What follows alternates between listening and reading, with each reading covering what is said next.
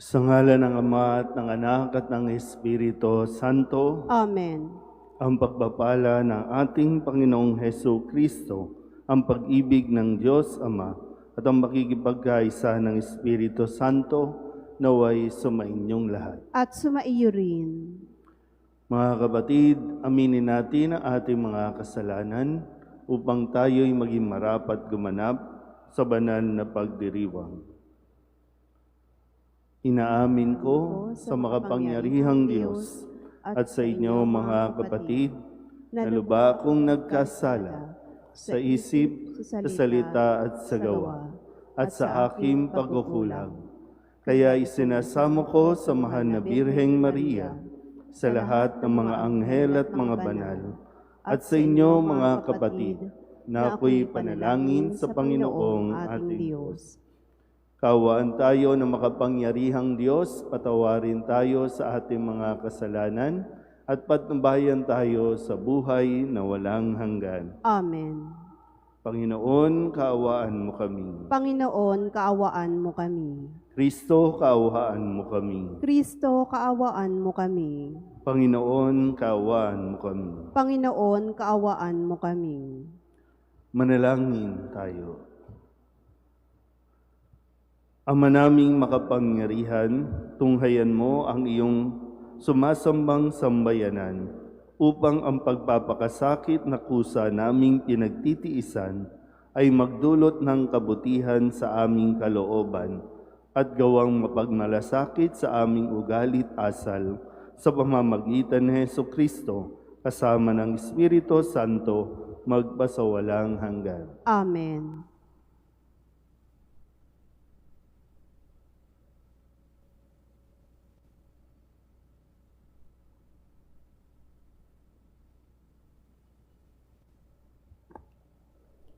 Pagbasa mula sa aklat ni Propeta Jonas. Sinabi ng Panginoon kay Jonas, "Pumunta ka sa lungsod ng Ninibe at ipahayag mo ang mga ipinasasabi ko sa iyo." Nagpunta nga si Jonas sa Ninibe. Malaki ang lungsod na ito. Aabuti ng 3 araw kung lalakaring pabagtas. Siya ay pumasok sa lungsod.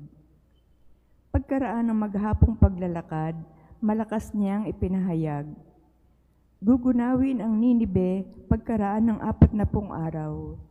Naniwala ang mga taga roon sa pahayag na ito mula sa Diyos. Kaya nag-ayuno sila at nagdamit ng sako bilang tanda ng lubos na pagsisisi at pagtalikod sa kanilang mga kasalanan. Nang mabalitaan ito ng hari ng Ninibe, bumaba siya sa kanyang trono, naghubad ng balabal, nagdamit din ng sako at naupo sa abo. At ipinasabi niya sa mga taga Ninibe, "Ito'y utos ng hari at ng kanyang mga pinuno. Walang kakain isa man, wala ring iinom maging tao o hayop. Lahat ng tao at hayop ay magdamit ng sako. Taimtim na manalangin sa Diyos ang bawat isa. Pagsisihan ang lahat ng nagawa nilang kasalanan at talikdan ang masamang pamumuhay. Baka sa paraang ito'y mapawi ang galit ng Diyos, magbago siya sa kanyang pasya at hindi na ituloy ang balak na paglipol sa atin." Nakita ng Diyos ang kanilang pagtalikod sa kasamaan, kaya hindi na itinuloy ang paggunaw sa Ninive. Ang salita ng Diyos. Salamat sa Diyos. Diyos ko, iyong tinatanggap, pakumbabat, pusong tapat. Diyos ko, iyong tinatanggap, pakumbabat, pusong tapat. Ako'y kaawaan, o mahal kong Diyos, sangayon sa iyong kagandahang loob. Mga kasalanan ko'y iyong pawiin, ayon din sa iyong pag-ibig sa akin. Hugasan mo sana ang aking karumhan, dalisayin mo ang aking kasalanan. Diyos ko, iyong tinatanggap, pakumbabat, pusong tapat. Isang pusong tapat sa aking likhain, bigyan mo, O Diyos, ng bagong damdamin.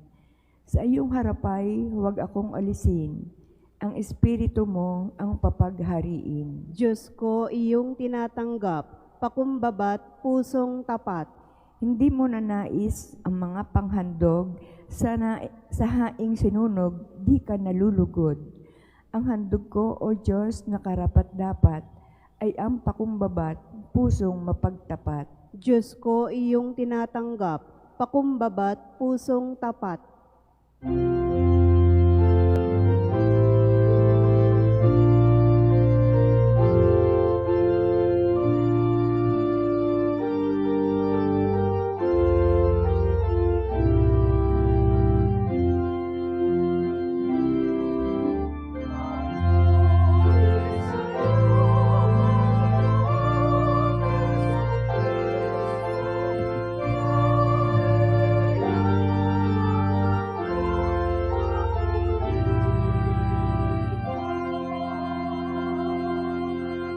Magsisi tayong mataos, halinang magbalik loob, sa mapagpatawad na Diyos, sa Kanya tayo'y dumulog at manumbalik na lubos.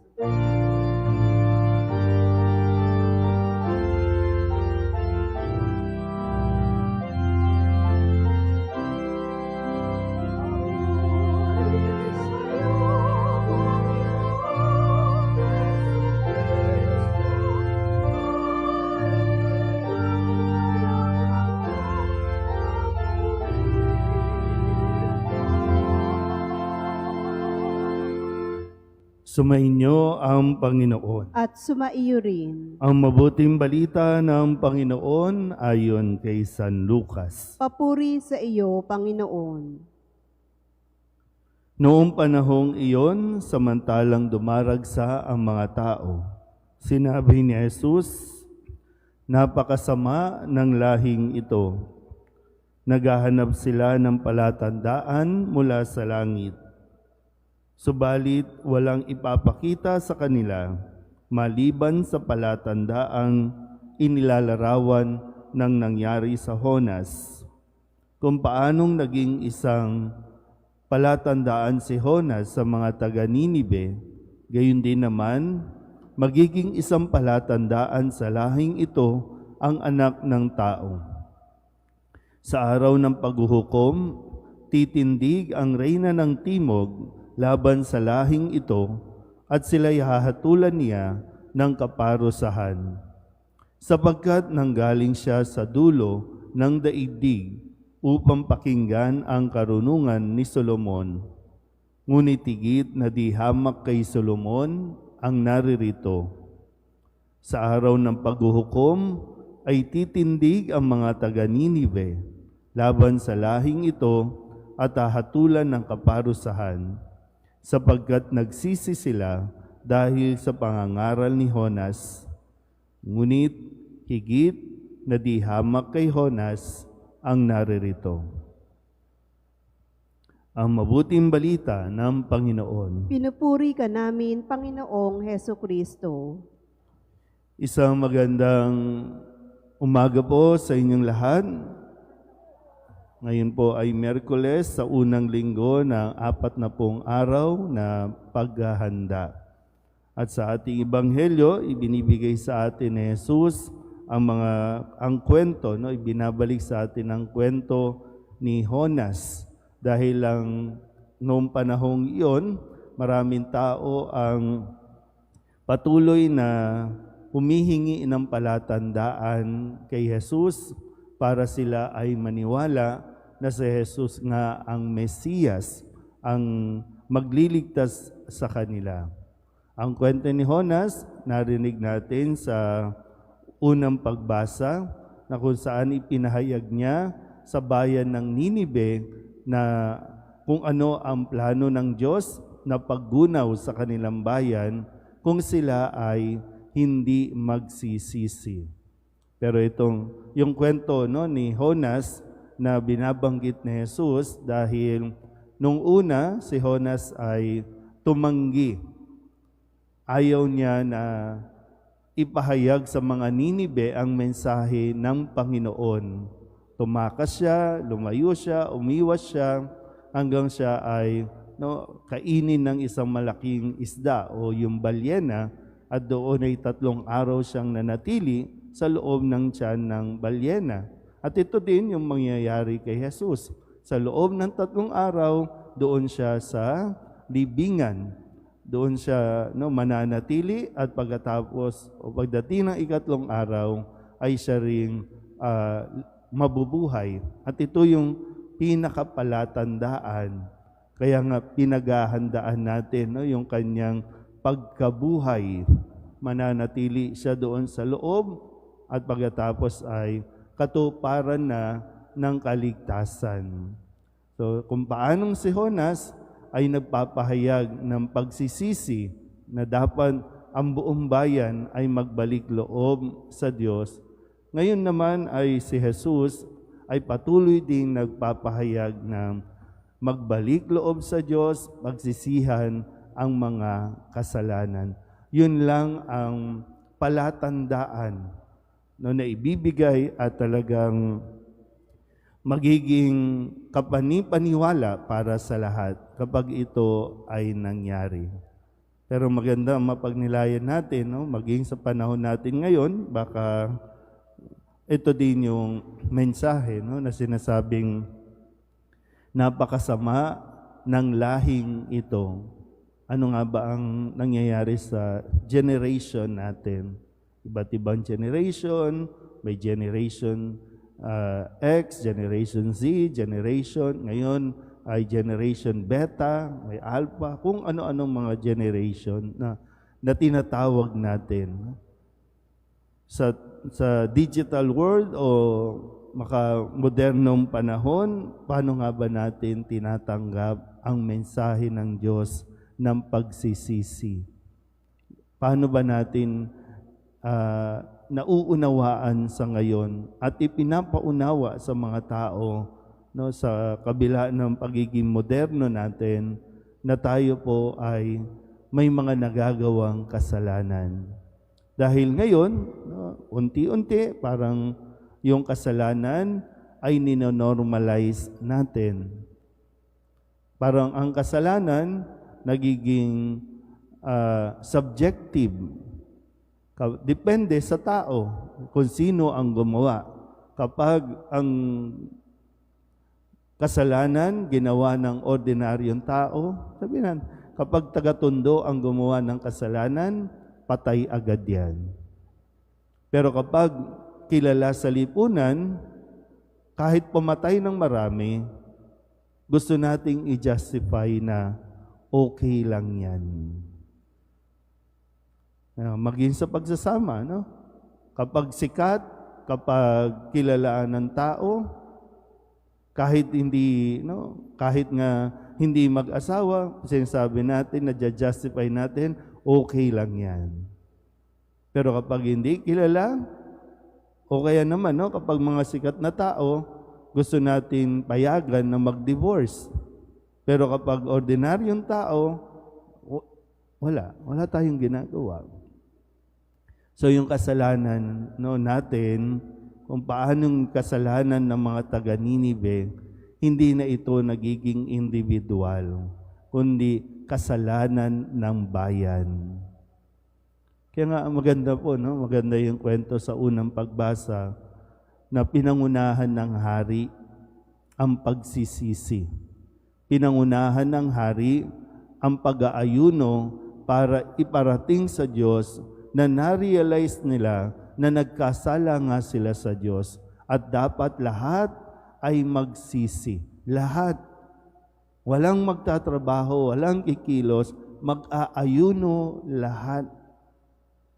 Kaya, hindi na itinuloy ng Diyos ang paggunaw o pagpaparusa sa bayan ng Ninive. Diba? Kung sa atin mismo, Kasi ngayon, mismong mga leader natin, mismong mga may katungkulan, nakakalungkot man, pero baka sila ang nagdadala, patuloy, na nagdadala sa atin sa pagkakasala. Gaya nga ng nasabi ko, gusto natin illegalize ang mga kasalanan para lamang ma-justify yung mga pang-personal at pansarili nating mga hangarin sa buhay. So, muli, sa panahon ng Kwaresma, nitong 40 araw na paghahanda, mapagnilayan nawa natin ang mga nagagawa nating mga kasalanan, hindi lang bilang individual, kundi bilang isang bayan.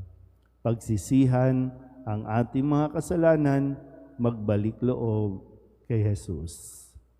Amen.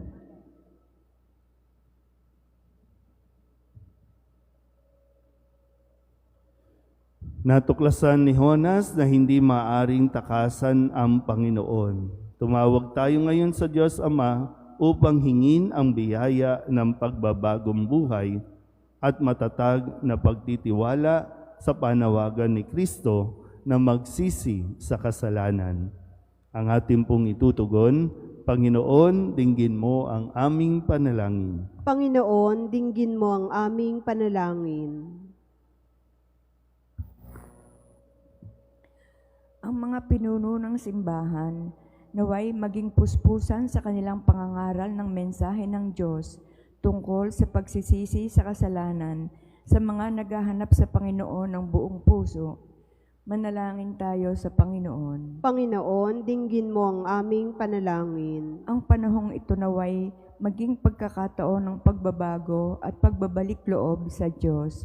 Manalangin tayo sa Panginoon. Panginoon, dinggin mo ang aming panalangin. Tulad ng mga mamamayan ng Ninive, naway itakwil natin ang masasamang gawi at lumapit sa Diyos na may kababaang loob at pagsisisi. Manalangin tayo sa Panginoon. Panginoon, dinggin mo ang aming panalangin. Ang mga may sakit, naway makadama ng kapanatagan at pagmamahal mula sa mga nangangalaga sa kanila. Manalangin tayo sa Panginoon. Panginoon, dinggin mo ang aming panalangin. Ang mga yumao, naway makatagpo ng kapayapaan at kaligayahan sa kaharian ng Diyos. Manalangin tayo sa Panginoon. Panginoon, dinggin mo ang aming panalangin. Idulog din natin sa Panginoon ang ating mga personal na kahilingan at mga panalangin para sa ating mga pamilya. Kasama din ang mga kahilingan ng mga nanonood sa online. Lahat ng mga misang pasasalamat, special na intensyon, agarang paggaling ng mga may sakit, ang lahat ng mga kaluluwa na inihiling na ipagdasal sa misang ito.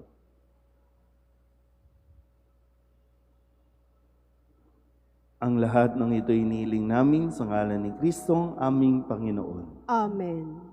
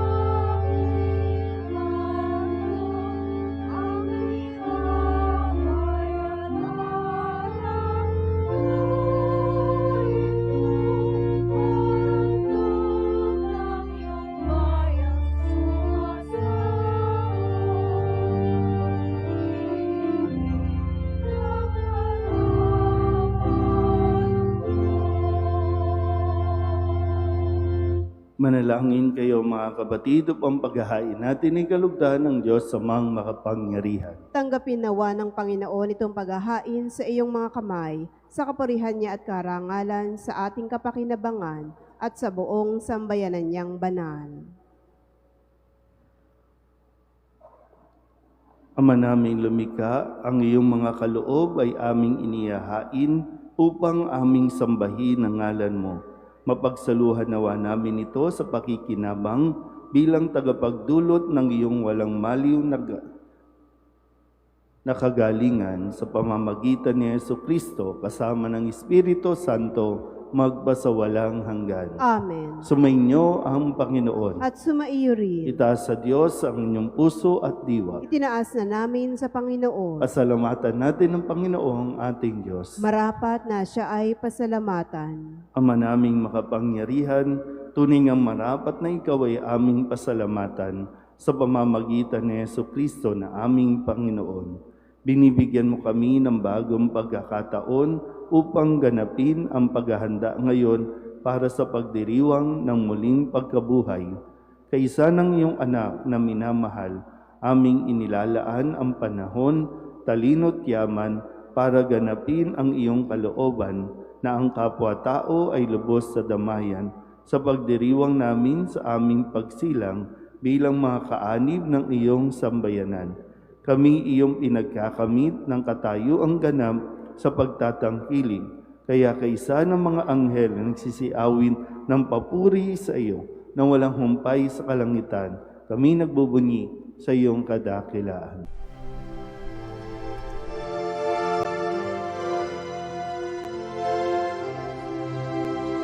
Santo, Santo, Santo, Panginoong Diyos makapangyarihan, napupuno ang langit at lupa ng kalwalhatian mo.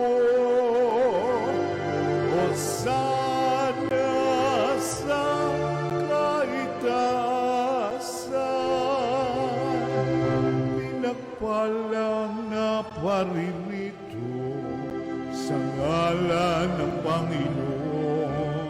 Hosana sa kaitaasan.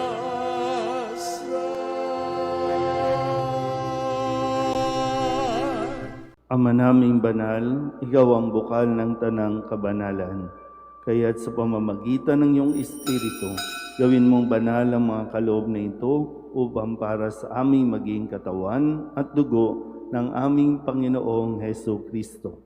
Bago niya pinagtiis ang kusang loob na maging handog, inawakan niya ang tinapay, pinasalamatan kaniya, pinaghati-hati niya iyon, iniabot sa kanyang mga alagad at sinabi, "Tanggapin ninyong lahat ito at kanin, ito ang aking katawan na ihahandog para sa inyo."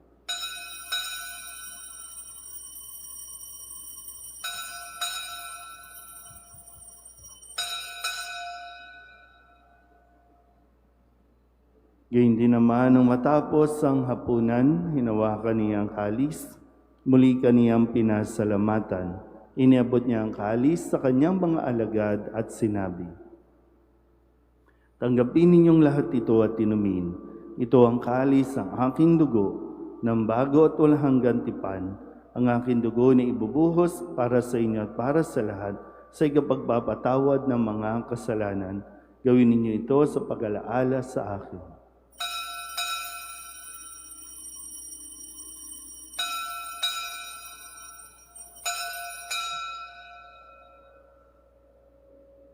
Ipagbunyi natin ang misteryo ng pananampalataya. Si Kristo'y namatay, si Kristo'y nabuhay, si Kristo'y babalik sa wakas ng panahon. Ama, ginagawa namin ngayon ang pag-alaala sa pagkamatay ng iyong anak, kaya tiniaalay namin sa iyo ang tinapay na nagbibigay buhay at ang kalis na nagkakaloob ng kaligtasan.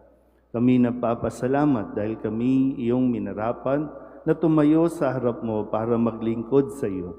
Isinasamo namin kami magsasalo-salo sa katawan at dugo ni Kristo ay mabuklod sa pagkakaisa sa pamamagitan ng Espiritu Santo. Ama, lingapin mo ang iyong simbahang laganap sa buong daigdig.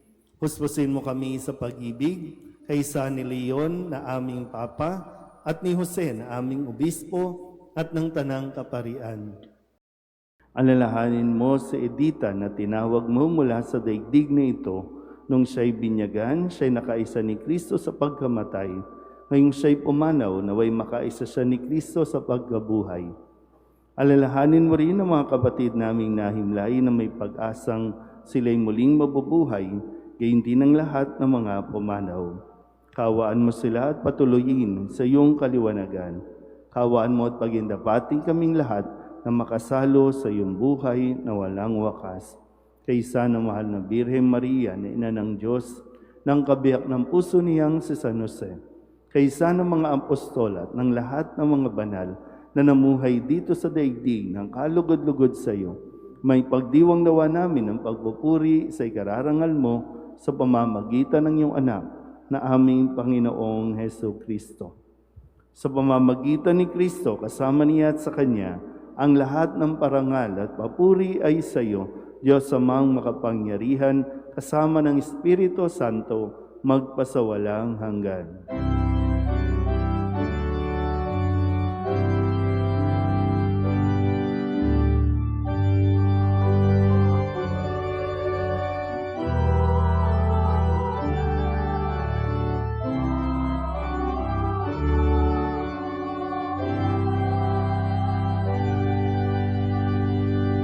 Sa tagubili ng mga nakagagaling na utos at turo ni Jesus sa Panginoon natin at Diyos, ipahayag natin ang lakas loob.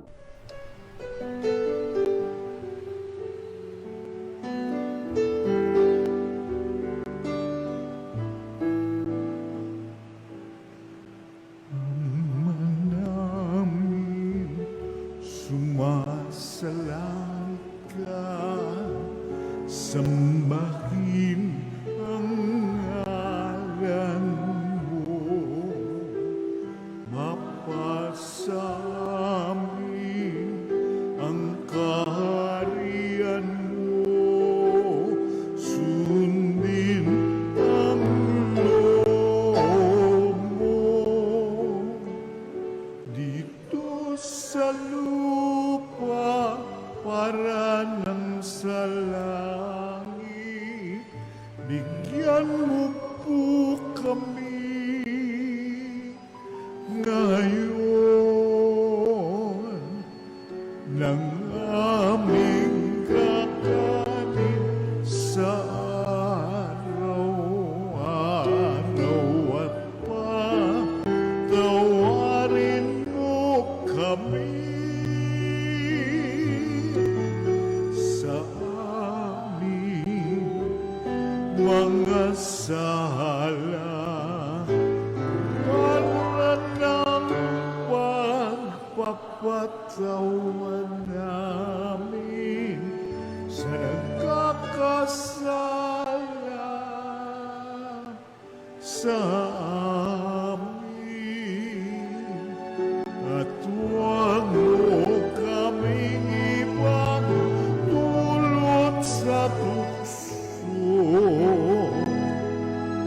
at yadya mo kami sa lahat ng masama.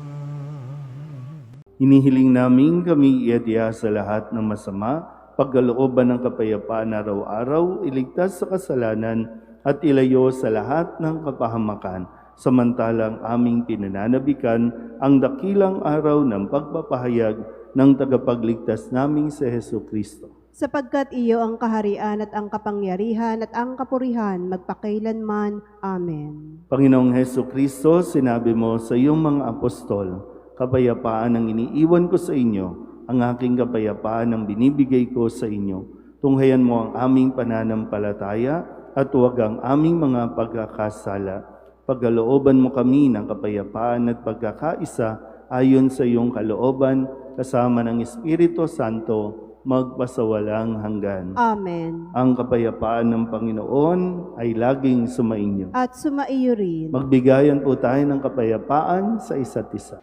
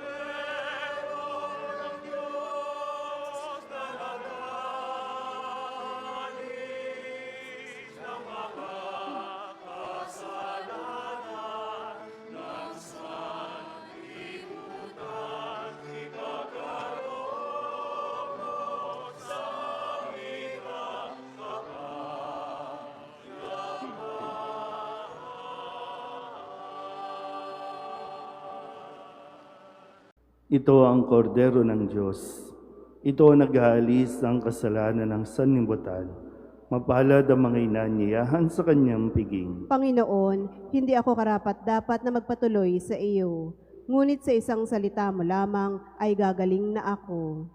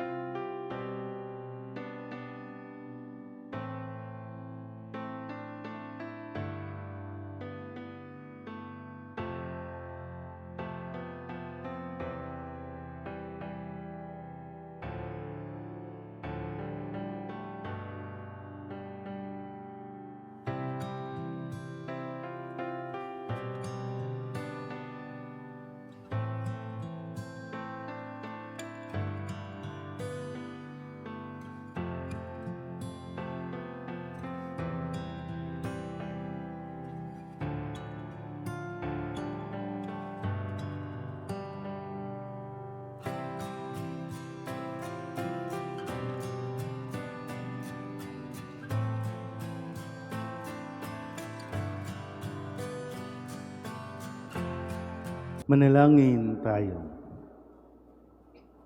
Ama naming mapagmahal, hindi mo kami pinagsasawa ang pagsaluhin sa iyong banal na piging. Ipagkaloob mong pakinabangan namin ng iyong lakas at buhay na walang maliw. Sa pamamagitan ni Jesucristo, kasama ng Espiritu Santo, magpasawalang hanggan. Amen. Sumainyo ang Panginoon. At sumaiyo rin. At pagpalain kayo ng makapangyarihang Diyos, Ama at Anak, at Espiritu Santo. Amen. Tapos ang banal na misa, humayo tayo sa kapayapaan ni Kristo. Salamat sa Diyos. Magandang umaga po. Nuestro Padre Jesus Nazareno, sinasamba ka namin, pinipintungo ka namin, aral mo ang aming buhay at kaligtasan. Nuestro Padre Jesus Nazareno, iligtas mo kami sa kasalanan. Ang krus mong kinamatayan ay sagisag ng aming kaligtasan. Nuestro Padre Jesus Nazareno, dinarangal ka na amin. Nuestro Padre Jesus Nazareno, nilulwalhati ka namin. Nuestro Padre Jesus Nazareno, dinarangal ka na amin. Nuestro Padre Jesus Nazareno, nilulwalhati ka namin.